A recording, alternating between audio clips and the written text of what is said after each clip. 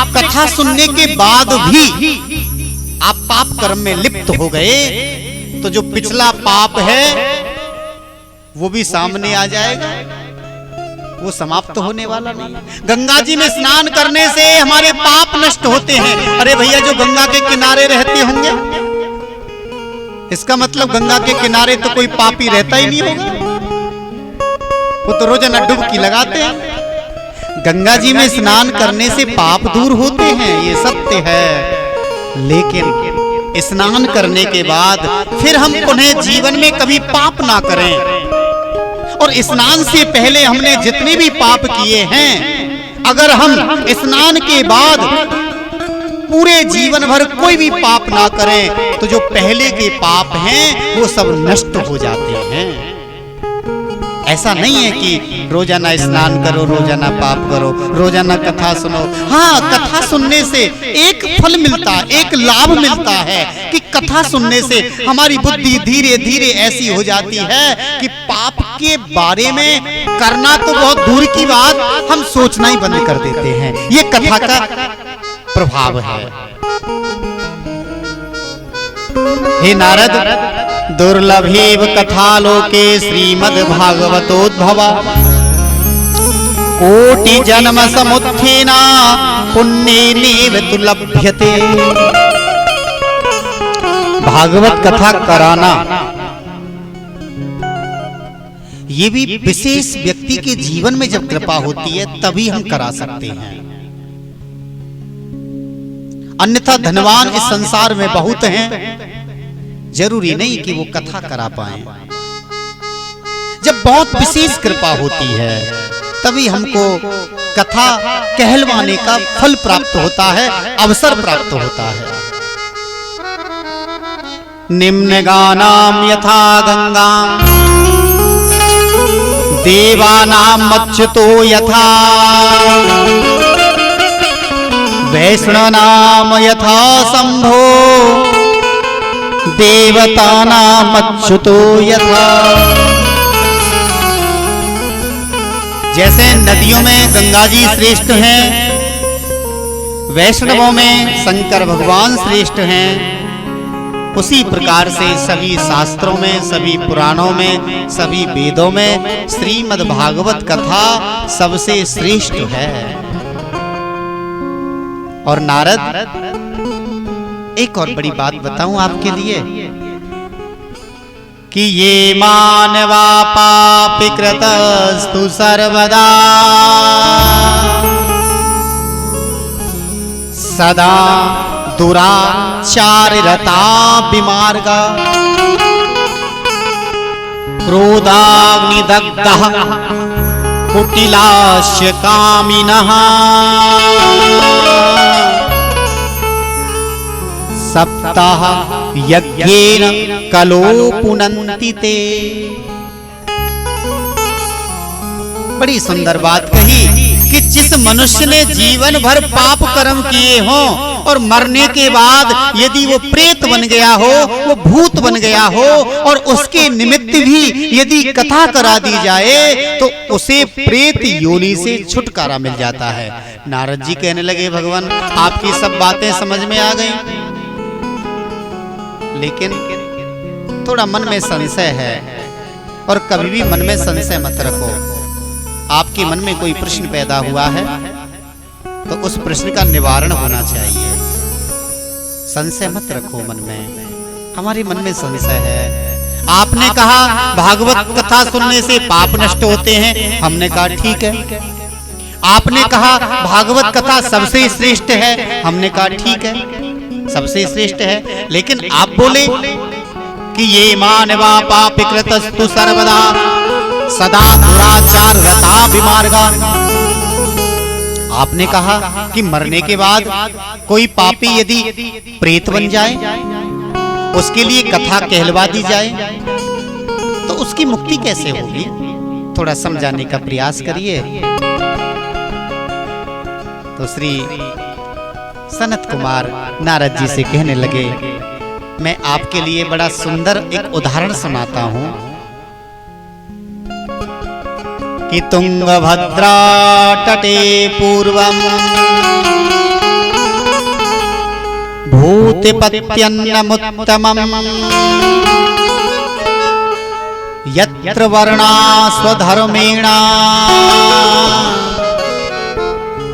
धरेयं बाधिताधुना।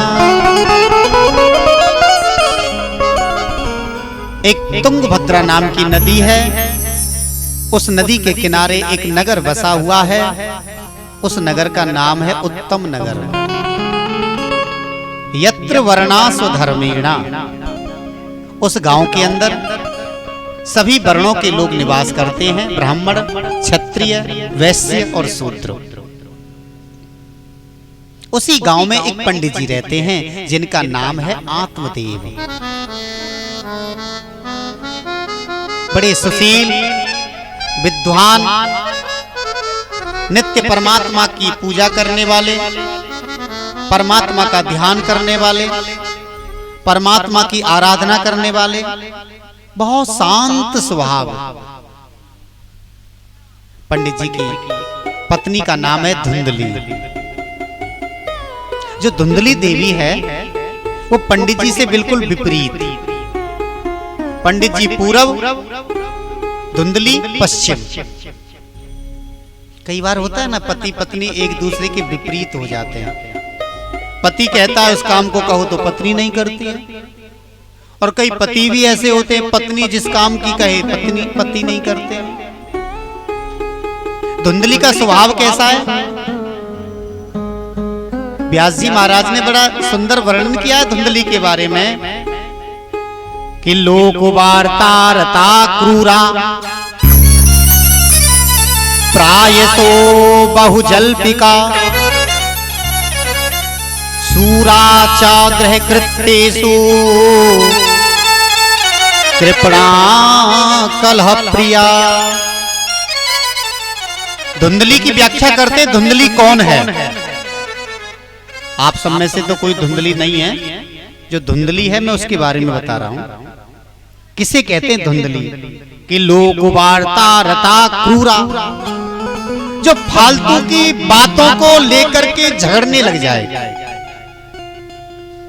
जिन बातों का कोई उद्देश्य ही ना हो, कोई महत्व ही ना हो, उन बातों की वजह से जो लड़ाई करती हो, जिसका स्वभाव कर्कश हो, जिसकी वाणी कर्कश हो, जो केवल अपना ही भला चाहती हो, जिसे ना परिवार की चिंता, ना आस पड़ोस की चिंता, जो केवल अपने लिए जीती हो। और धुंधली कैसा स्वभाव? अब ब्राह्मण देवता तो चले जाते हैं पूजा पाठ करने के लिए, घर पे अकेली धुंधली का निवास होता है। कभी पड़ोसी से झगड़ लेना, कभी पीछे वाले से लड़ाई कर लेना। अच्छा, कई लोगों की आदत भी होती है लड़ाई करने की। उनको जब तक रोटी नहीं पचती, जब तक वो किसी ना किसी से झगड़ा ना कर ले, उनका भोजन भी तभी पचेगा जब लड़ाई हो जाएगी। कभी कभी तो फालतू की लड़ाई हो जाती है, जिस लड़ाई का कोई उद्देश्य नहीं है। छोटी छोटी बातों पे हम लड़ने लग जाते हैं, झगड़ने लग जाते हैं। इसके बारे में किसी और दिन बताएंगे, अभी थोड़ा समय का अभाव है। धुंधली बिल्कुल विपरीत। अच्छा, एक और बात बताएं आपके लिए। जब पंडित जी महाराज घर पर आते थे तो धुंधली देवी दरवाजे पर एक लोटे में जल भर के ऐसे खड़ी हो जाती जैसे सती सावित्री के बाद इन्हीं का नंबर हो।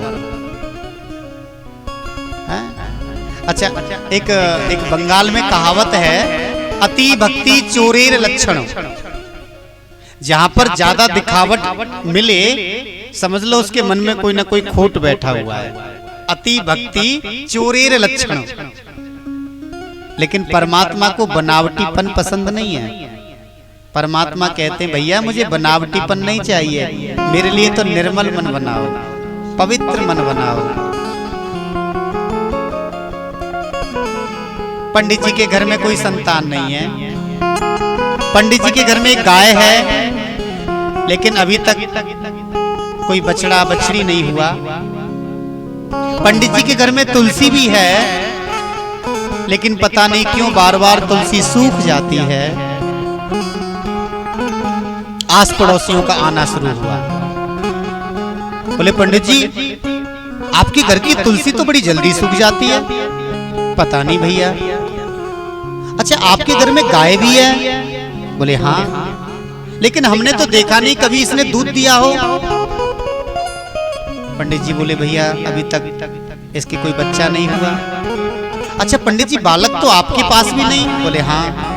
अरे पंडित जी, आप दुनिया का भला करते हो, दुनिया के ग्रह देखते हो, आपके ग्रह खराब हैं, आपके पितृ नाराज हैं, आपके पूर्वज असंतुष्ट हैं। जब चारों तरफ से ताने लगने लगे पंडित जी को, अब पंडित जी सोचने लगे मैं ऐसे जीवन को जी के क्या करूंगा। संतान न अब हो सकती है, जब विप्रुदेव ने जान लिया और तब मरने का निश्चय करके घर बार छोड़ प्रस्थान किया। पंडित जी ने सोचा कि मेरे घर में संतान हो नहीं सकती, मैं अपने जीवन को समाप्त कर देता हूं। जंगल में जाकर विचार करने लगे कि मैं अपने जीवन को कैसे समाप्त करूं। एक दिन की बात, पंडित जी बैठे हुए थे, उसी समय एक महात्मा जी आ गए। महात्मा जी को देखकर ब्राह्मण ने प्रणाम किया। महात्मा जी ने आशीर्वाद दिया। महात्मा जी को देखकर ब्राह्मण की आंखों में आंसू आ गए। महात्मा ने पूछ लिया कि कथम रोदिसि विप्रत्वम काते चिंता बलीयसी बदत्वम सत्वरम मह्यम स्वस्य दुःखस्य कारणम। हे ब्राह्मण, आपके दुख का कारण क्या है? आप क्यों दुखी हैं? आपको किसी ने सताया है? किसी ने मारा है? किसी ने कुछ बोला है आपसे? आपके चेहरे को देखने से तो लगता है कि आप बहुत बड़े विद्वान हैं। आपके चेहरे पर तो ब्राह्मण तत्व दिखाई दे रहा है, लेकिन आप उदास हैं, आप दुखी हैं। क्या कारण है? ब्राह्मण देवता महात्मा के चरणों में गिर गए कि हे प्रभु, मेरे घर में कोई संतान नहीं है, इसलिए मैं दुखी हूं। आप कोई कृपा कर दो, मुझे संतान दे दो। महात्मा जी कहने लगे, अरे ब्राह्मण, क्या करोगे संतान लेकर? पुत्र नहीं होता, 2-4 महीने रोते हैं, 2-4 साल रोते हैं, और यदि पुत्र होने के बाद कुपुत्र निकल जाए तो जीवन भर रुलाता है। संतान नहीं होती, शांति रख लेते हैं, लेकिन संतान होने के बाद यदि वही संतान समाज में ऐसा कार्य करे, ऐसा कुकर्म करे जिसके कारण हमको अपना सिर नीचे करके चलना पड़े, क्या फायदा ऐसी संतान से? कहते हैं कि पूति सपूति तो क्यों धन संचय,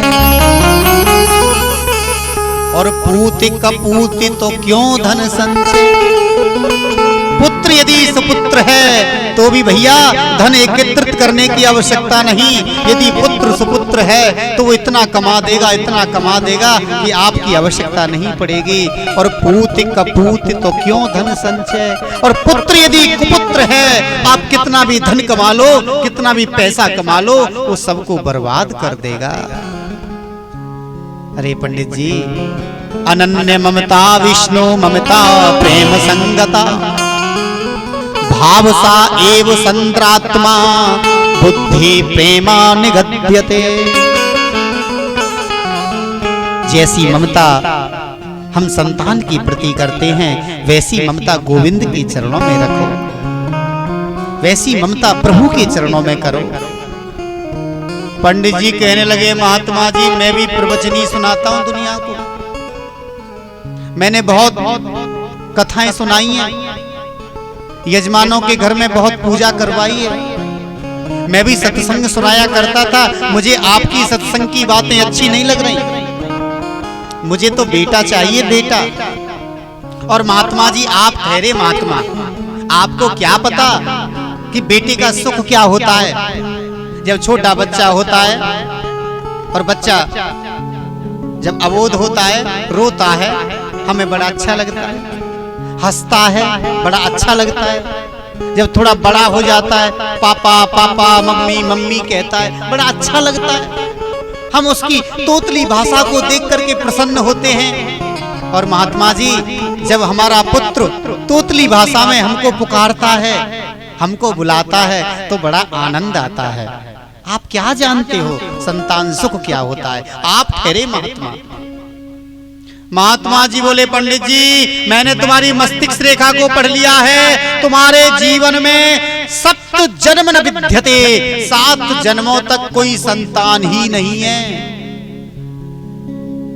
अब तो पंडित जी समझ गए, ये महात्मा तत्वदर्शी हैं। जो व्यक्ति मेरा ये बता सकता है कि मुझे 7 जन्मों तक संतान नहीं हो सकती है, तो वह व्यक्ति मुझे संतान भी दे सकता है। तुरंत महात्मा जी के चरणों में गिर गए, बोले, प्रभु कृपा करो, संत चाहे तो कुछ भी हो सकता है। प्रकृति में बहार आती है बसंत के आने से, प्रकृति में बहार आती है बसंत के आने से, और जीवन में बहार आती है एक संत के आने से, संत के आने से। जब हमारे जीवन में संत का प्रादुर्भाव हो जाता है, तो हमारा जीवन बड़ा सुंदर में बन जाता है, आनंद में बन जाता है। प्रभु कृपा करो, आशीर्वाद दो प्रभु। महात्मा जी बोले, नहीं, मेरे पास कुछ नहीं है, मैं तुझे संतान नहीं दे सकता। ब्राह्मण कहने लगा, महात्मा जी, तुम्हें ब्रह्म हत्या लगेगी, मैं तुम्हारी आंखों के सामने अपने जीवन को समाप्त कर देता हूं। अब महात्मा जी सोचने लगे, ये तो फालतू में पाप लग जाएगा, और ब्रह्म हत्या लग गई तो जितनी भी तपस्या करी है मैंने, सब निरर्थक जाएगी। महात्मा जी को दया आ गई। संत हृदय नवनीत समाना, संत का हृदय मक्खन की तरह कोमल होता है। महात्मा जी को दया आ गई और महात्मा जी ने एक फल ब्राह्मण के हाथ में रखा और कहा कि इदं भक्ष्या पत्नत्वं तथा पुत्रो अभिवस्यति। इस फल को आप अपनी पत्नी को खिला देना, तुम्हारे जीवन में जरूर पुत्र की प्राप्ति होगी। और भगवत प्रेमियों, महात्मा जी से उस फल को लेकर पंडित जी महाराज घर वापस आए। अब धुंधली सोचने लगी कि ये तो पता नहीं कहां चले गए थे। अब तो वापस आ गए, घर में रहेंगे, मुझे कोई ज्यादा आपत्ति तो नहीं, लेकिन मैं आस पड़ोसियों से लड़ाई कैसे करूंगी? उसकी आदत थी। पंडित जी ने धुंधली के हाथ में उस फल को रखा और कहने लगे, देवी, ये एक महात्मा का दिया हुआ प्रसाद है, इस फल को खा लेना, तुम्हारे गर्भ से संतान का जन्म होगा। इतना कहकर पंडित जी तो चले गए। अब धुंधली ने उस फल को देखा। इतने में क्या हुआ, एक पड़ोसिन आ गई। पड़ोसिन कहने लगी, बहन, ये फल क्या है? धुंधली बोली, बहन, ये पंडित जी लेकर के आए हैं और उन्होंने कहा है कि इस फल को खाने से मैं गर्भवती हो जाऊंगी और मेरे को संतान का जन्म होगा, लेकिन बहन, मैं तो इस फल को नहीं खाऊंगी। पड़ोसिन कहने लगी, सखी कहने लगी कि तू बड़ी पगली है, तेरे को संतान नहीं, बड़ी कृपा हुई जो तुझे ये फल मिला, जल्दी से खा ले इसे। धुंधली बोली, ना बाबा, ना, मैं नहीं खाऊंगी। बोले, क्यों? कि फलम भक्षेण गर्भस्यात् गर्भरोदरवृद्धिता और स्वल्प भक्ष्यम ततो शक्ति गृह कार्य कथम भवेत्। और देखिए धुंधली की बुद्धि कैसी बुद्धि है। धुंधली कह रही है सखी मैं इस फल को नहीं खाऊंगी, क्योंकि यदि मैंने फल खा लिया तो गर्भोत्तर वृद्धिता, मेरा पेट की आकार एक बहुत बड़ा हो जाएगा,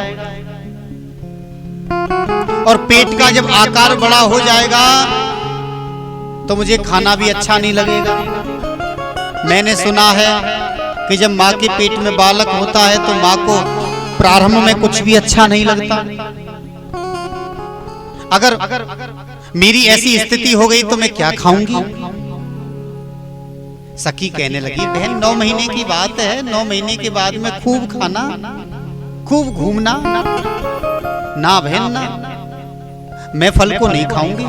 ठीक है, मैं तेरे कहने से खा भी लूं, तेरे कहने से मैं 9 महीने तक अपने शरीर को कष्ट भी दे दूं, लेकिन यदि कभी गांव में आग लग गई तो सब तो भाग जाएंगे, मैं कैसे भागूंगी। अगर घर में चोर आ गए तो मैं कैसे भागूंगी। हम लोग भविष्य की ज्यादा चिंता करते हैं, भविष्य काल के बारे में सोचेंगे, ऐसा हो गया तो क्या होगा, वैसा हो गया तो क्या होगा। भूतकाल की सोचेंगे, हम ये नहीं देखते कि हम वर्तमान में क्या कर रहे हैं। शास्त्र कहता है भूतकाल जो निकल गया वो कभी वापस आने वाला नहीं। भविष्य काल का क्या भरोसा, क्या होने वाला है। अपने जीवन के वर्तमान काल को देखो। और भगवत प्रेमियों, यदि हमारा वर्तमान काल अच्छा है तो हमारा भविष्य काल भी अच्छा ही व्यतीत होगा।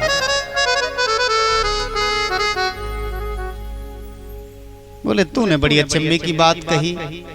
जरूरी है कि गांव में आग लगेगी, जरूरी है चोर आएंगे। अभी तक तो आए नहीं, अभी तक जब से हम लोगों का विवाह हुआ है कभी गांव में आग लगी नहीं। और तेरे को कुछ ज्यादा ही सोचने की पड़ी है। चल इस फल को खा। ठीक है, मैं तेरे कहने से फल खा भी लूंगी, मुझे कभी भागने का भी काम नहीं पड़ेगा। ठीक है, और भागने का काम भी पड़ जाएगा तो धीरे धीरे भाग लूंगी। लेकिन लालने पालने दुख्यम प्रसूता यास्य वर्धते, और बंदावा विधवा नारी सुखानी चेत में मती। देखिए उस अभागिन को, कभी कभी क्या होता है कि भोजन हमारी थाली में हमारे सामने पड़ा रहता है तो भी हम उस भोजन को नहीं खा पाते। आज वही स्थिति धुंधली की है। धुंधली कुतर्क पर कुतर्क कर रही है, सखी उसको समझा रही है। बोले ठीक है, बेटा हो भी जाएगा, संतान हो भी जाएगी। तो मैंने सुना है, और सुना क्या देखा भी है, लालने पालने दुखम। उस बच्चे का लालन पालन करने में बड़ी तकलीफ होती है। सर्दी का समय होता है, बच्चा कभी माँ की सैया गीली कर देता है, और माँ उस बच्चे को सूखे में सुला देती है, खुद भले गीले में सो जाए। और मेरे से तो ऐसा होने वाला नहीं। यानी कि सखी ने बहुत समझाया और धुंधली ने इतने कुतर्क पर कुतर्क किए, इतने तर्क किए कि सबसे बाद में ये निर्धारित हुआ कि आखिर में फल खाना ही नहीं।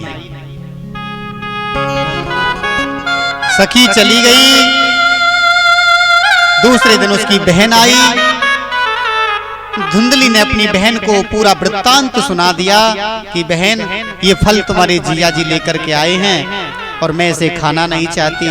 और देख बहन, तेरे घर में खाने वाले बहुत हैं लेकिन खिलाने की व्यवस्था नहीं, और मेरे यहाँ खिलाने की बहुत व्यवस्था है लेकिन कोई खाने वाला नहीं।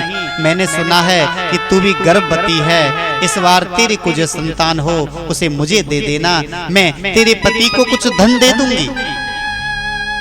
और बहन देख, मैं तो इस दुख को सहन नहीं कर सकती हूँ। उसकी बहन मान गई। परीक्षा के लिए ये फल झूठा है या सच्चा है, उस फल को एक अपनी गाय को खिला दिया।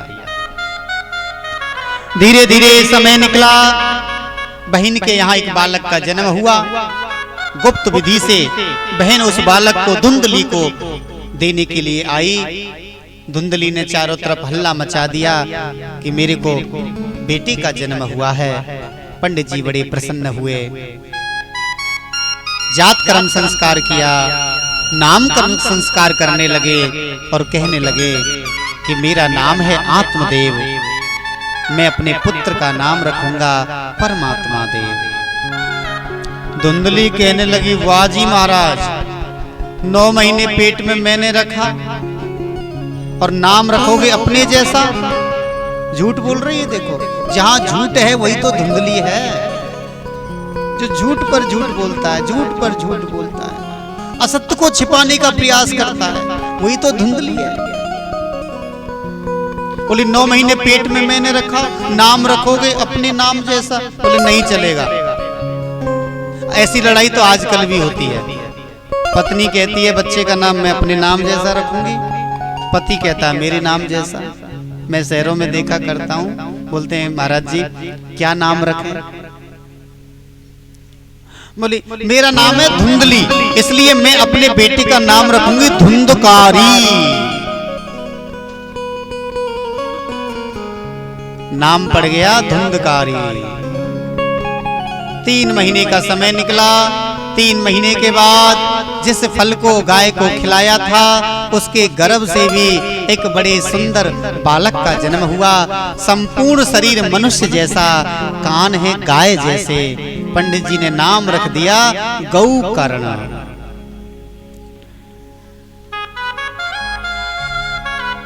कि कियत कालेन तो जातो तरुणो तनिया बुभो, और गौकर्ण पंडितो ज्ञानी धुंधकारी महाखलः। और विधि का विधान देखो, जो गाय की संतान है गौकर्ण, वो तो विद्वान बना और यात्रा पर निकल गया। धुंधकारी महाखलः, और जो धुंधकारी है वह महाखल निकला। धीरे धीरे समय निकला, धुंधकारी चोरी करने लगा, लूट करने लगा, बच्चों को सताने लगा, संत महात्माओं का अनादर करने लगा।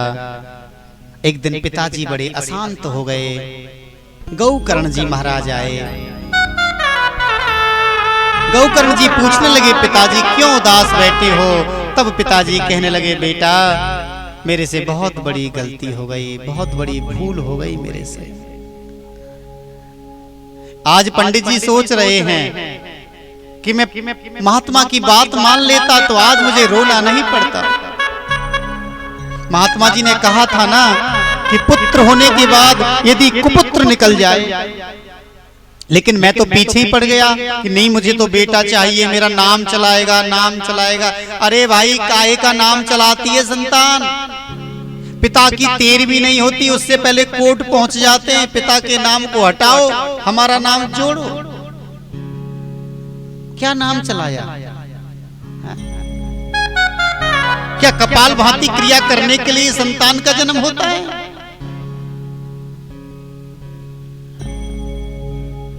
गौकर्ण जी पिताजी को समझाने लगे पिताजी असारा खलु संसारो दुख रूपी विमोह का।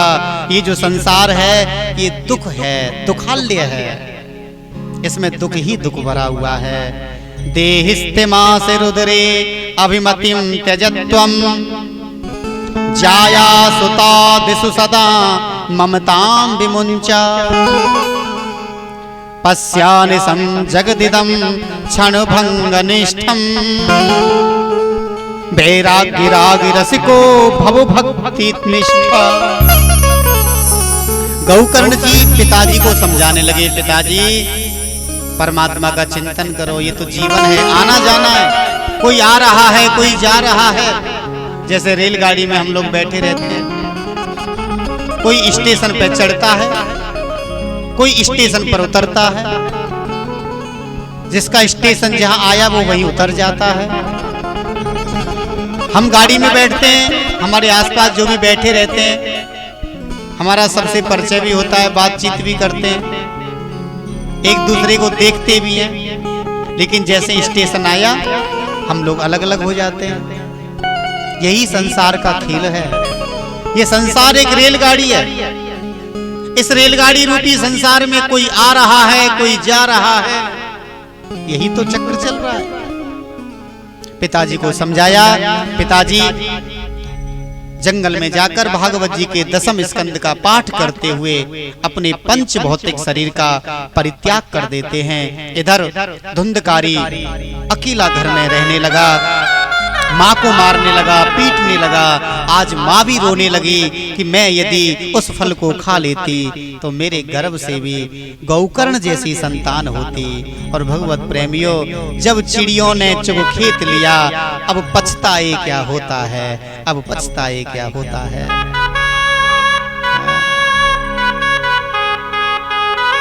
समय निकल गया, वापस नहीं आ सकता।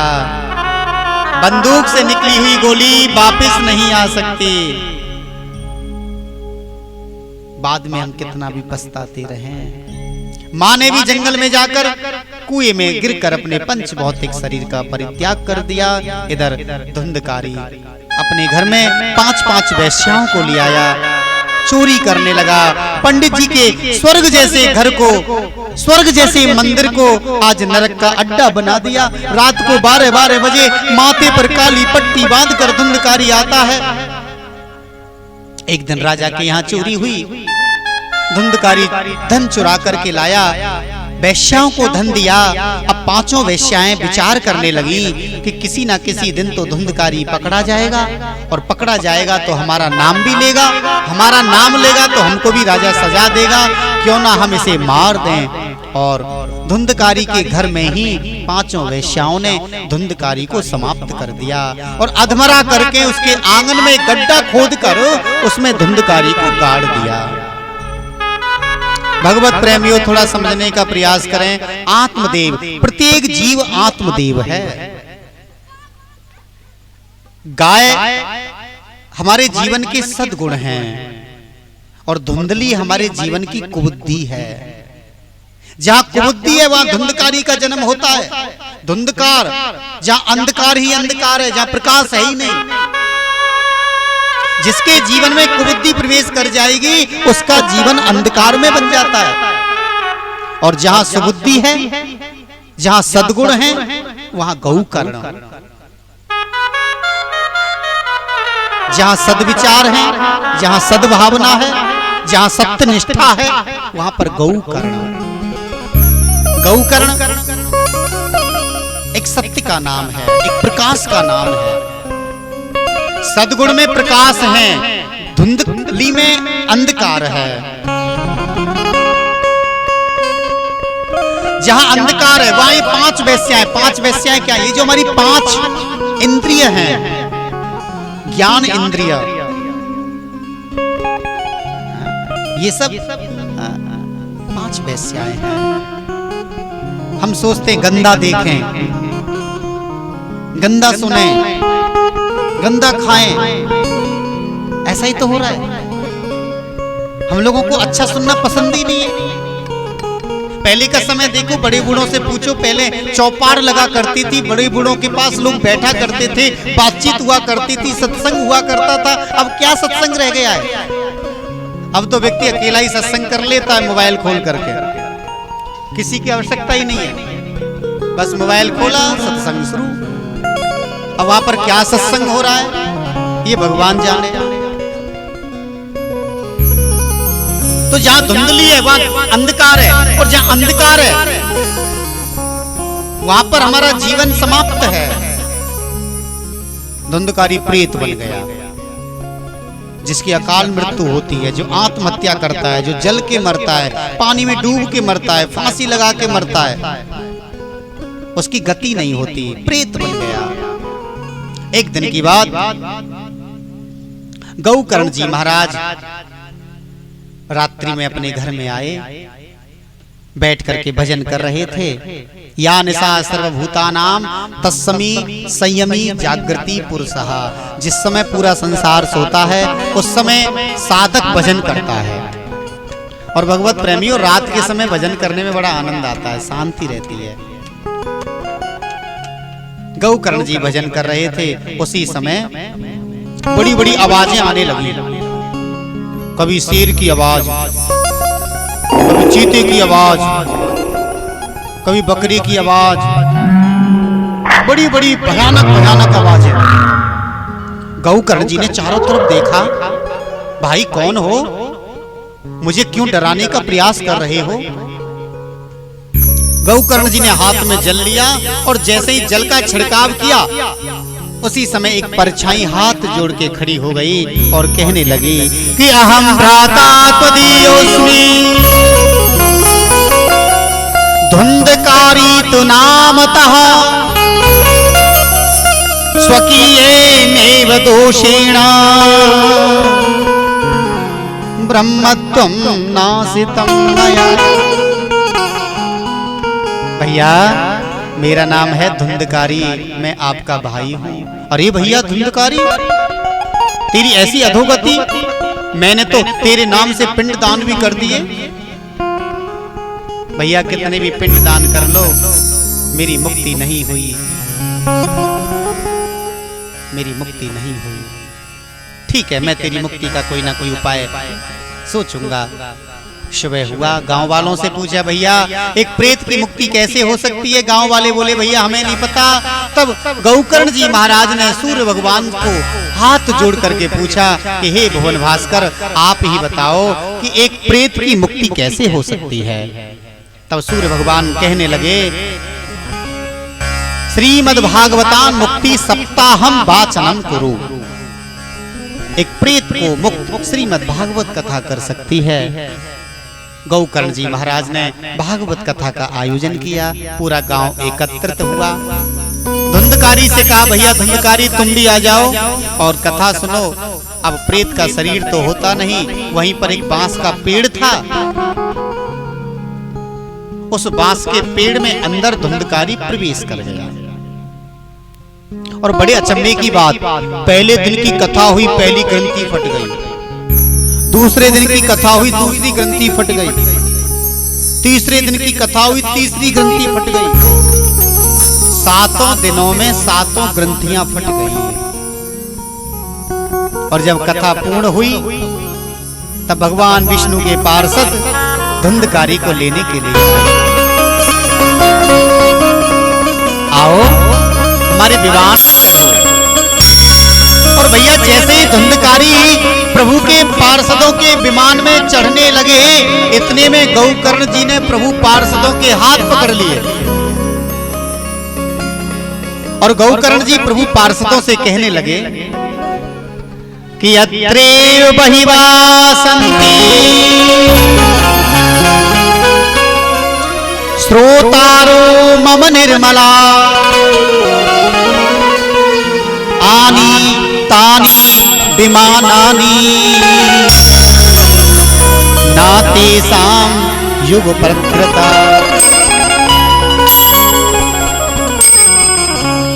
बोले, हे प्रभु पार्षदों, मुझे क्षमा करना, लेकिन मेरे मन में एक प्रश्न है। अत्रेव बहिवा सन्ति, यह कथा तो सबने सुनी है, लेकिन केवल धुंधकारी को विमान क्यों आया। तब प्रभु पार्षद कहने लगे कि हे गौकर्ण जी महाराज, हम मानते हैं कथा यहां सबने सुनी है, लेकिन कि श्रवणस्य विभेदेना फल भेदोत्र संस्थिता श्रवणम तु कृतं सर्वैर्न तथा मननं कृतं। कथा तो यह सबने सुनी है, लेकिन कथा सुनने में भेद है। सबने अलग अलग प्रकार से कथा सुनी है। यहां पर बताया कि श्रोता 3 प्रकार के होते हैं। एक तो होते हैं श्रोता, क्योंकि कथा में बड़ी प्यारी नींद आती है? आपको मखमल के गद्दों पर नहीं आएगी, एसी चलाकर कमरे में नहीं आएगी, वो नींद आपको कथा में आ जाएगी। बड़ी प्यारी नींद आती है। जब राम जी ने कुंभकर्ण को मार दिया तो कुंभकर्ण की पत्नी निद्रा देवी गई राम जी के पास, बोली प्रभु मैं क्या करूंगी इस जीवन में? बोले तुम ऐसे ही भटको। बोले ऐसे नहीं भटकूंगी, जहां आपकी कथा हो रही होगी वहां मैं पहुंच जाऊंगी। भगवान बोले ठीक है पहुंच जाना, लेकिन मैं जयकारा लगवाकर सबकी नींद खुलवा दिया करूंगा। बोली बाके बिहारी लाल की जय हो। लेकिन आपके जयकारे में आनंद नहीं आ रहा है। मैं केवल आज पहली बार कहूंगा आपसे, बार बार नहीं कहूंगा, है ना, कि जोर से बोलो जोर से बोलो। बिल्कुल मत बोलो, मुझे कोई जरूरत नहीं, मैं अकेला बोलने के लिए बहुत हूं। लेकिन थोड़ा विचार करना कि हाड़ विहीन बिना नस के हर ने यह कोमल जीव बनाई, और दांती की झील में कैद बनाकर होटी कपाल तराजू बनाई। कि सोचे कि बोलो जी तोले के बोलो, कि सोचे कि बोलो जी तोले के बोलो, प्रेम से बोलो जी बोले सुहाए, और हरियों में सुवंश विनाश करो, इस जीवी को हाथ में राखी ओ भाई। हरियों में सुवंश विनाश करो, इस जीवी को हाथ में राखी ओ भाई। जब भाई लड़ाई झगड़ा होता है तो बड़ी बड़ी पुरानी बातें याद आ जाती हैं और बड़ी दम लगाते हैं। सुबह के भूखे होंगे लेकिन लड़ाई हो रही होगी, इतनी जोर से बोलेंगे ऐसा लगेगा भरपेट बोल रहा है, और भगवान जाने कहां से दम आ जाती है। देखो जब दो लोगों में लड़ाई हो रही हो, तू मैं हैं?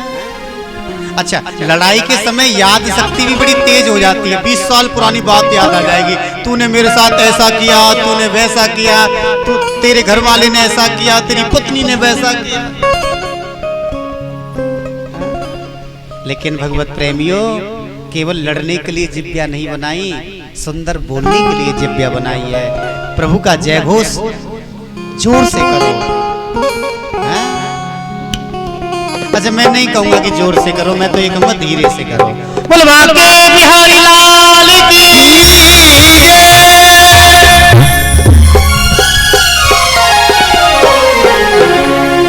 दूसरे होते हैं सरोता, ध्यान देना। सरोता आपके क्षेत्र में बहुत हैं। किसे कहते हैं सरोता? हाँ, सुपारी वाले को। Cut cut cut cut cut cut cut. वो कैसे सरोता होते हैं कि कुछ भक्त इसलिए आते हैं, देखे पंडित जी कैसे हैं।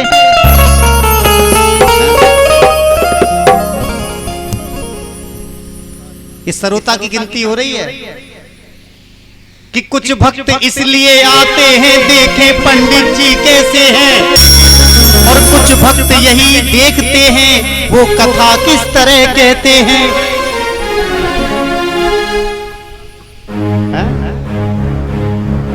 कि कुछ भक्त इसलिए आते हैं, देखे पंडित जी कैसे हैं, और कुछ भक्त यही देखते हैं वो कथा किस तरह कहते हैं।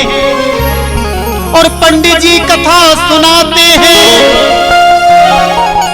पंडित जी कथा सुनाते हैं। पंडित जी तो कथा सुनाने में व्यस्त, और हम घर की व्यथा सुनाते हैं। कहो तो कथा में ही घर की व्यथा शुरू हो जाए, आपस में बातचीत करना शुरू कर दें। बहन तेरे घर में क्या हो रहा है, आज तूने क्या सब्जी बनाई है, तू क्या खा के आया है, मैं तो ये खा के आया हूँ, मैंने तो आज सुबह से कुछ भी नहीं खाया, मैंने तो पानी भी नहीं पिया। सब कुछ याद आ जाता है कथा में। कि कुछ भक्त इसलिए आते हैं पंडाल कैसा सजाया है, और कुछ भक्त इसलिए आते हैं संगीत कैसा मंगाया है, और कुछ भक्त इसलिए आते हैं कि पब्लिक कितनी आती है, कि कुछ भक्त इसलिए आते हैं कि पब्लिक कितनी आती है, और कुछ भक्त इसीलिए आते हैं वहां पर मिठाई कैसी बांटी जाती है। लेकिन भगवत प्रेमियों, कथा सुनने के लिए मत देखो महाराज, और कथा सुनने के लिए मत देखो पंडाल, और कथा सुनने के लिए मत देखो संगीतकार, और कथा सुनने के लिए मन में रखो विश्वास, मन में रखो आराम, मन में रखो श्री राम। कथा सुनने के लिए कुछ भी देखने की आवश्यकता नहीं, केवल कथा को सुनो, कथा को सुनो। ये टेंट कैसा है, माइक कैसा है, बैठने की व्यवस्था कैसी है, प्रसाद कैसा बट रहा है, यहाँ तो पब्लिक नहीं आ रही, पंडित जी कहाँ से आए हैं, गुरु जी कहाँ से आए, इन्होंने वो तो चीज सुनाई नहीं, इन्होंने वो तो सुनाया ही नहीं, मैंने वहां तो ये सुना था, इन्होंने तो ये बताया ही नहीं। ये सब व्यथाएं हैं। कथा सुनो शांति से, बिल्कुल शांति से, बिल्कुल शांति से। प्रभु पार्षद क्या कहते हैं कि कथा तो सबनों ने सुनी, पर सबका अंतर एक। कथा सबने सुनी है, लेकिन एक अंतर है कि सब श्रोता रूप नहीं, कि सब श्रोता रूप नहीं, कुछ सोते और सरोते हैं। प्रभु पार्षद बोले यह कथा तो सबने सुनी है, लेकिन श्रोता बनकर केवल धुंधकारी ने कथा सुनी है, गांव वालों ने तो सोता और सरोता बनकर कथा सुनी है। इसलिए कथा सुनने में भेद है, और यदि कथा सुनने में भेद है तो फल प्राप्त होने में भी भेद है। क्योंकि भगवत प्रेमियों, बारिश हो रही है, कथा सुनाई जा रही है, सबके लिए एक समान, सबके लिए। ऐसा तो नहीं है कि मैं सबको अलग अलग तरीके से सुना रहा हूं। एक जैसी कथा अध्यापक स्कूल के अंदर, क्लास के अंदर बच्चों को एक जैसा पढ़ाता है, बारिश एक जैसी होती है, सूर्य एक जैसा प्रकाश देता है। जैसे बारिश हो रही है, अब बारिश का पानी आपको लेना है, कोई चम्मच को रख देता है, कोई कटोरी को रख देता है, कोई परात रख देता है, कोई बाल्टी रख देता है, कोई अपना पात्र उल्टा रख देता है। अब भैया चम्मच में तो चम्मच की बराबर आएगा, कटोरी में कटोरी की बराबर आएगा, परात में परात की बराबर आएगा, बाल्टा में बाल्टा की बराबर आएगा। और भैया जिसका पात्र उल्टा रखा है उसको तो एक बूंद भी नहीं मिलेगा। अब चम्मच वाला ये कहे कि मुझे कम पानी मिला है, बाल्टी वाले को ज्यादा मिला है। अरे मूर्ख, तूने चम्मच रखी है, तू भी अपने हृदय को यदि बाल्टा बना देता तो तेरे जीवन में बाल्टी की बराबर कृपा प्राप्त हो जाती है। इसलिए अपने पात्र को बड़ा बनाओ। हम अपना पात्र जितना बड़ा बनाएंगे, हम अपना पात्र जितना पवित्र करेंगे, उतनी कृपा हमको प्राप्त होगी। तो कथा तो एक समान होती है, लेकिन सुनने सुनने में भेद होता है, सुनने सुनने में अंतर होता है। और जो जैसी दृष्टि से, जैसी भावना से, जैसे विश्वास को लेकर कथा सुनता है, उसको फल की प्राप्ति भी वैसी ही होती है। और भगवत प्रेमियों, गौकर्ण जी महाराज ने पुनः कथा का आयोजन किया और समस्त गांव वालों की मुक्ति हो गई। सनत कुमार कहने लगे कि हे नारद, एक प्रेत की भी कथा सुनने से मुक्ति हो जाती है। नारद जी बोले मैं तो धन्य हो गया भगवान, मैं तो धन्य हो गया, ज्ञान वैराग्य का एकदम बुढ़ापा दूर हो गया और आज सब प्रसन्न हो गए। और भगवत प्रेमियों, उसी समय नारद मुनि ने कीर्तन प्रारंभ कर दिया। मुक्ति का कोई तू यतन कर ले,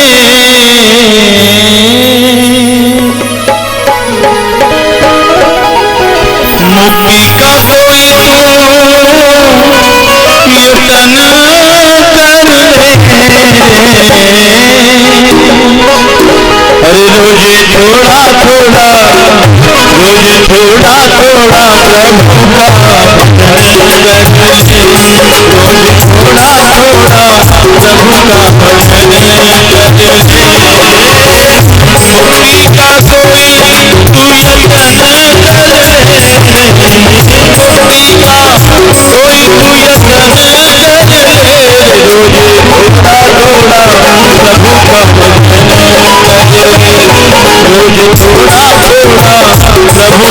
भजन कर ले, रोजे थोड़ा थोड़ा प्रभु का भजन कर ले, रोजे थोड़ा थोड़ा हरि का भजन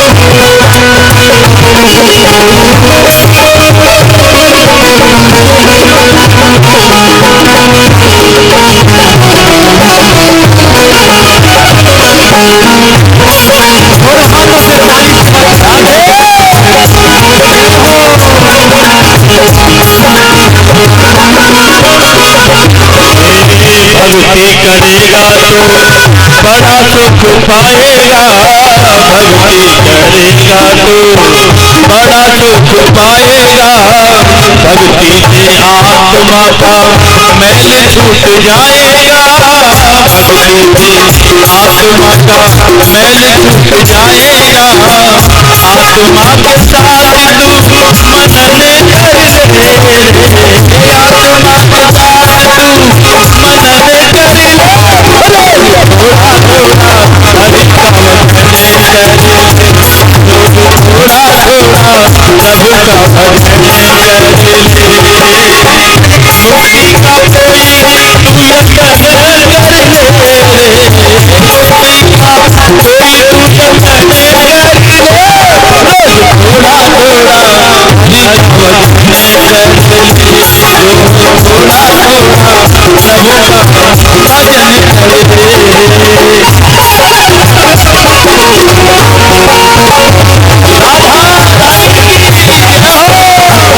करे अच्छे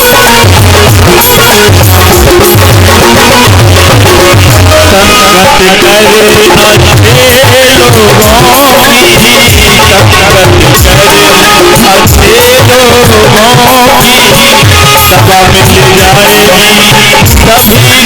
संगत करे अच्छे लोगों की, सभा मिल जाएगी सभी लोगों की, सभा मिल जाएगी सभी लोगों की,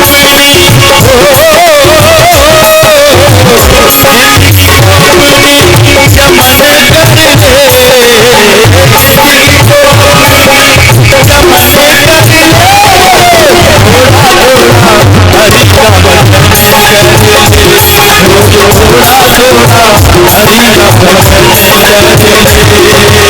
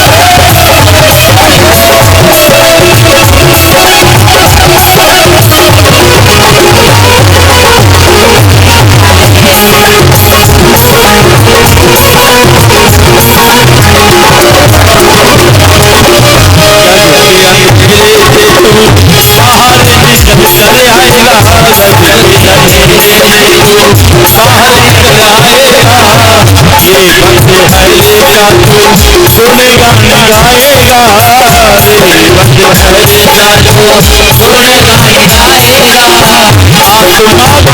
हरि का मिलन कर ले, आत्मा के हरि का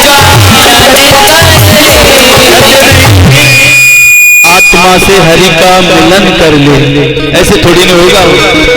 अरे भक्तों, ऐसे मिलन नहीं होगा। ठाकुर जी से आप लोग बैठे हैं, ऐसे नहीं। दोनों हाथ खड़े करके मस्ती में, अरे आत्मा को प्रभु का मिलन कर ले, रोज थोड़ा थोड़ा हरि का भजन कर ले, रोज थोड़ा थोड़ा हरि का भजन कर ले। आत्मा का कोई तू मिलन कर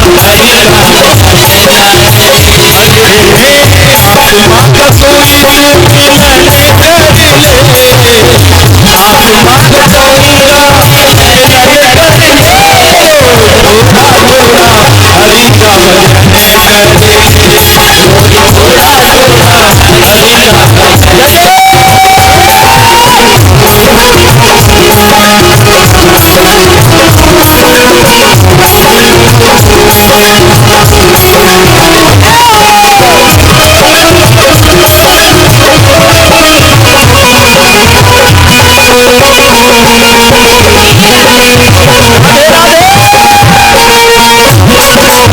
थोड़ा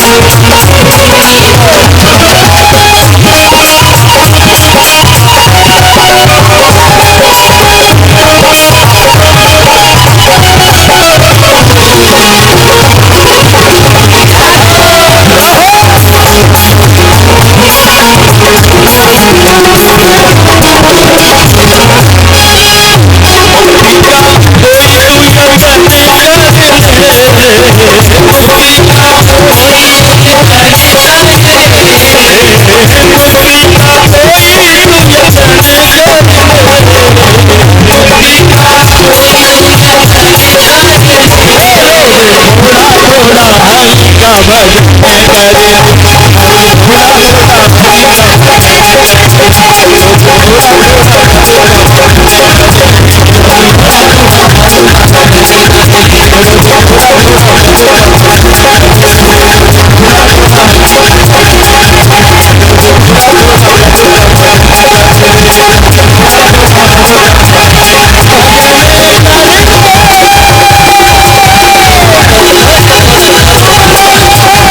थोड़ा